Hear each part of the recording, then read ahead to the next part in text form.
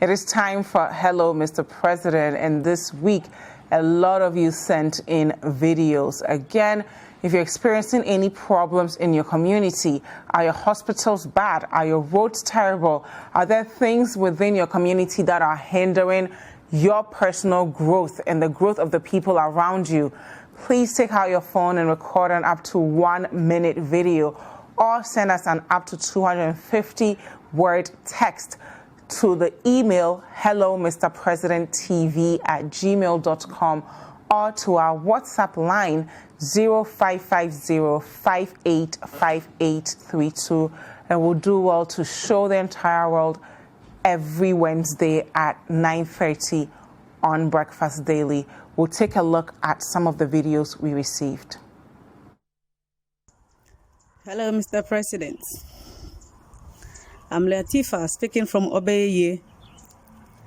Mr. President, we are on our knees. We are begging you to come to our aid. For the past year, we've not known joy nor peace. We have been terrorized by landlords. And then this very year is very serious. We don't have peace. They are even attacking us in our home, terrorizing us.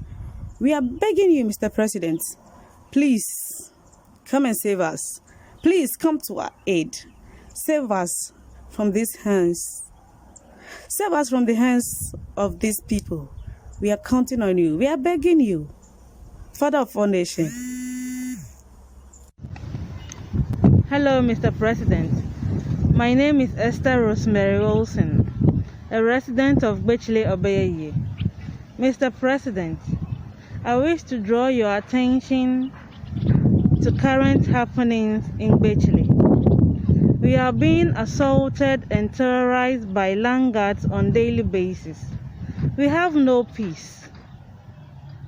We are scared to stay here. Our aged and children are not spared. Our lands are being taken from us forcibly, and we have no one to turn to. So we've come to you, our Father, to help us. Please, Mr. President, help us and do something about this issue.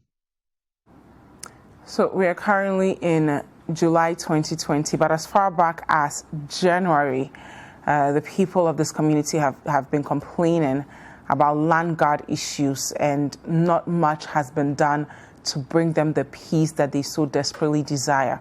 We'll take a look at a story we did on our online portal, citinewsroom.com, that had to do with this same exact issue.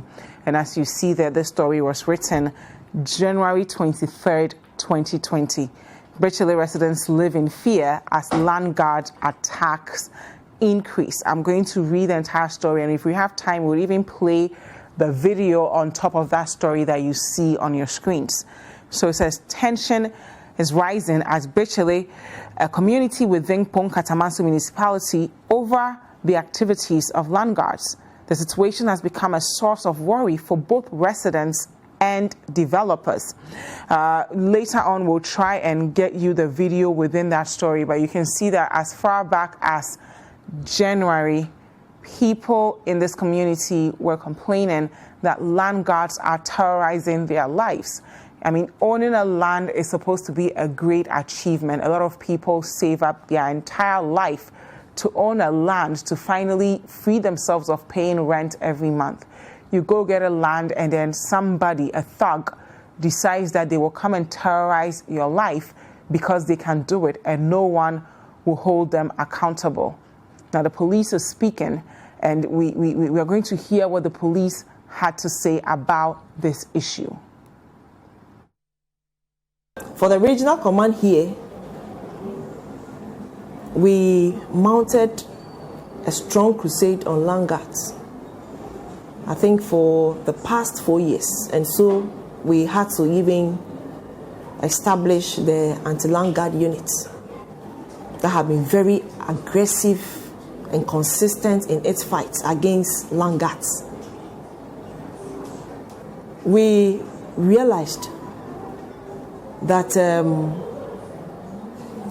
when they are fighting over the piece of land, instead of going to the court for legal redress, they will always want to come to the police for the police to do so. So if the police does not do so, then the police is not fair. The police is shielding some developers to be able to develop their land. So there you have it. That's DSP Efia Tenge from the Accra Regional Police PRO. And the entire land guard system is a big problem. So beyond the police, what kind of systems have we put in place to ensure that when someone gets a land, no one can come back and claim ownership to that land? Beyond the land guards, we have landowners who deliberately sell their land to different people, multiple people, and then go get the land guards themselves to terrorize these people. So there's a lot that we need to do. We're glad that the police is taking a look at this issue, but we need to do more to bring the residents of Gbetsile the peace that they've been asking for. They can't continue to live the way they've been living. Again, this is Hello, Mr. President on Citi TV. If you have any issues in your community that you would want us to discuss, to bring the attention to policymakers too, we can't continue to pay lip service to our own development, and we need to hold them accountable. Just take out your phone and record an up to 1 minute video, or you can send us a text to the email hellomrpresidenttv@gmail.com or our WhatsApp line 0550585832. And every Wednesday we'll show it live on air for the entire country to see, and call the policymakers who are supposed to solve these problems to answer to exactly why they've not done anything. We received more messages and videos, so we'll take a look at the next one. Hello, Mr. President. I'm Kafui from Takrady. Behind me is Stockhardt Hospital Doctors and Nurses Bungalow. This project commenced under the SY Mahama government. It was aimed at providing a befitting accommodation for the doctors and the nurses working in this hospital. Although this project is about 70% complete, it has been abandoned for almost 4 years. It is quite sad that at a time where we're talking about coronavirus and the importance of getting enough facilities to treat people who end up positive, we still have abandoned hospitals in this country. What's even worse is that our colleague, Gbetsile J. Enim, did a story on this same matter as far back as September 2019. And we've not seen much progress. So we'll take a look at the report he did all the way in September 2019 and continue the conversation. As we put a spotlight on the numerous uncompleted, or should I say, abandoned government projects across the country, including hospital facilities, today we have come to the European Hospital, which is basically the Metropolitan Hospital here in Takrady, also referred to as the European Hospital. And we have these flags that are uncompleted, actually started around the year 2014 by government and DFID. And it was expected to have been completed in 2016. But as we speak, the project is still being left unattended to. Luckily, we have Dr. Otuwa, who is the key person here at the Takrady European Hospital, to tell us, what he knows about this project. Doctor, what can you tell us about this project? This project, if my memory serves me right, was around about 2010, 2014, thereabout. Yeah, this is a DFID Government of Ghana project, what we call Katapa funding. And it started in earnest. Then it was supposed to be finished by 2016, but it dragged on 2016. And then everything fizzled out. Nobody see anything. Till, I think 2 days ago, we received a letter that the government has finished auditing all the abandoned projects. So we want to come have a look at it. So as we speak now, we are waiting for the government personnel to come and then we see our way forward. But what is this supposed to actually serve you? As a hospital facility, what are involved in this project? These are a couple of flats for all the staff in the hospital. It's supposed to serve the senior staff, the middle personnel, and then the housemen. I'm an obstetrician gynecologist by training, and by my caliber, I'm supposed to train housemen. So we left one whole flat for the housemen. But as you speak now, because you don't have any accommodation for them, we couldn't take in housemen for training. And they are very necessary in our health promotion. At least they take a lot of load from us with the senior men. The 90-year-old Takoradi Government Hospital, popularly known as European Hospital, which has seen little infrastructural and logistical upgrading, is not new to uncompleted projects. The hospital also has an abandoned emergency unit construction project, which was expected to have been completed for the CAN 2008 football competition held in Ghana, but currently declared dangerously weak to even complete it. To better explain the deplorable state of logistics at the hospital, the medical superintendent, Dr. Otubua, took me to the main theater. The theater is very old, and there's nothing to write home about. We have been trying our best to make use of what we have. As we are speaking now, our theater bed, that's the one behind me, is very old. And most of the parts, we don't have the parts. When I talk about parts, I'm talking about the arm board, the headrest. We don't have all those.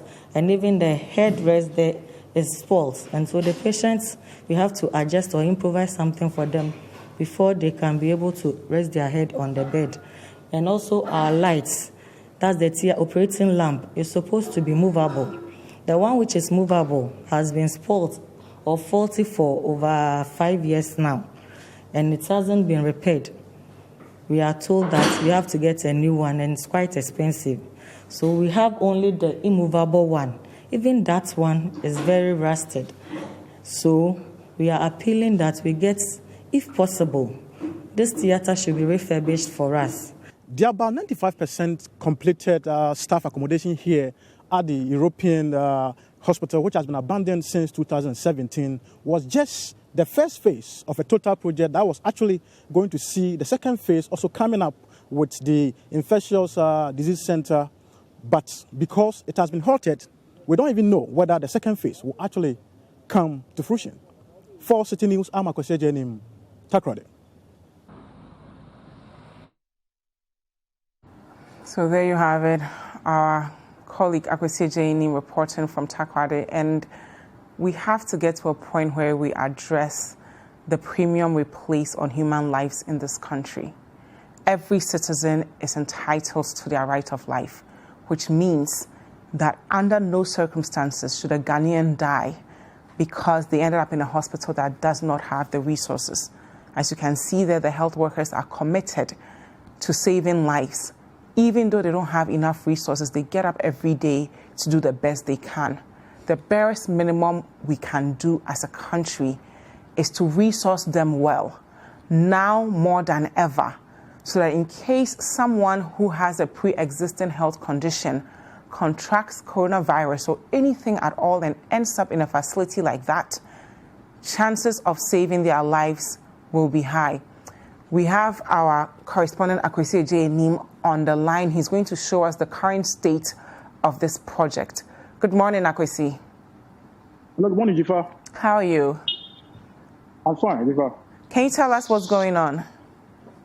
Well, Dziffa, as you can see, I've actually made it back to the European hospital, also called the Takoradi Hospital. And as you can see, the structures are in the same state as we came here several months ago. And my checks with the hospital authorities indicate that the Parliamentary Select Committee on our health and infrastructure made it here a week after we did the first report and gave promises that the contractors will come to site. But several months down the line, the situation is still the same as we came to see in our first report. The facility is supposed to actually provide accommodation for existing health staff and the housemen, doctors who were actually supposed to have come here to train, and in the process of training also beef up the health capacity, the health staff capacity over here. But as we speak, the hospital didn't have that privilege of hosting them because of space.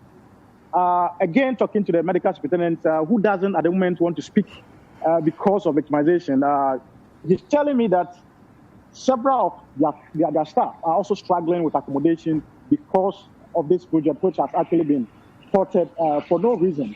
And so, as we speak, that's the situation over here. We've tried to get answers from authorities who should be answering to these things, and it's been very difficult. The Metro Chief Executive, as you know, is no more, and the regional minister is the one acting.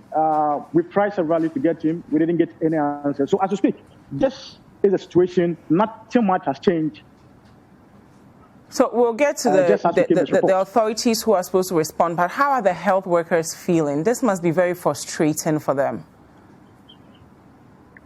It is. I mean, I've checked, and some of them who are lucky to even have existing, or should I say, old quarters for the accommodation, those structures are in very bad shape. And so they were all hoping that when this thing comes to stream, I mean, it's completed, they could also get a chance to move in. And what even pains most of them is that they need more hands at the hospital.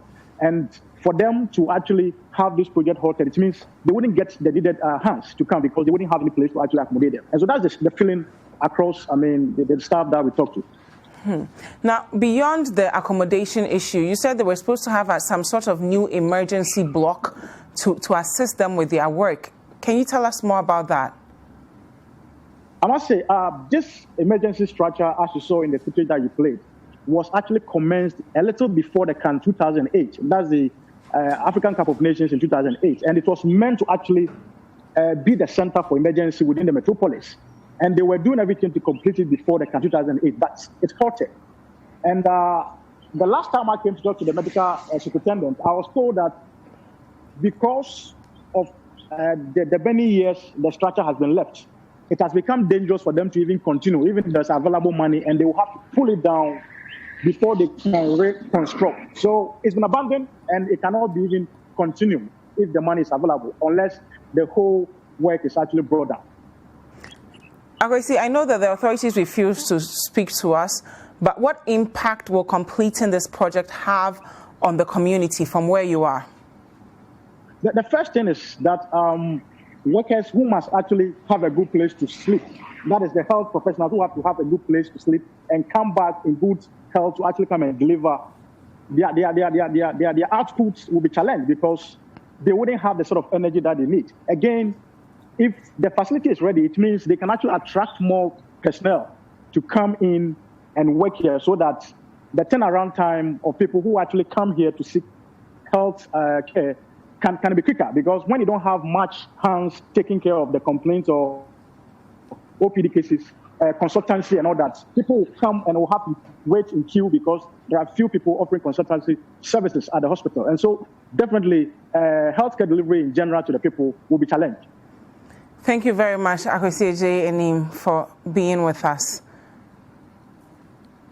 And as I mentioned earlier, we tried countless times to reach out to the regional minister, but it didn't end up successful. And the regional director, we got a hold of him, but he said that he's with the president in the Savannah region, so he can't address this issue that his people are struggling with in that community. And we hope that come September, some progress would have been made, because that will make it a year since Akwesieje Enim went there to cover that story, and nothing has still been done. Again, if you are experiencing any problems in your community, bad roads, terrible hospitals, schools, these are basic things that you need for your own personal development and for your children to finally rise out of poverty. If the leaders who are supposed to provide these services are not doing so, please take out your phone and record an up to 1 minute video. Send those videos to us via our email, hellomrpresidenttv@gmail.com, or send it to us via WhatsApp, 0550-585832. And we will not only show it on Breakfast Daily every Wednesday at 9:30, but we'll also get some of our correspondents to come into your community to show the world exactly what you're experiencing and why it's important for the nation, the president, and the policymakers you voted for to answer to your problems and bring you the solutions you deserve to develop as a Ghanaian. Hi there. We hope you enjoyed the show. Make sure to subscribe Like, comment, and share with your friends. This is Breakfast Daily on Citi TV. Join the Breakfast Daily team Monday through Fridays from 7:30 a.m. to 10. Join us for breakfast daily, only on Citi TV.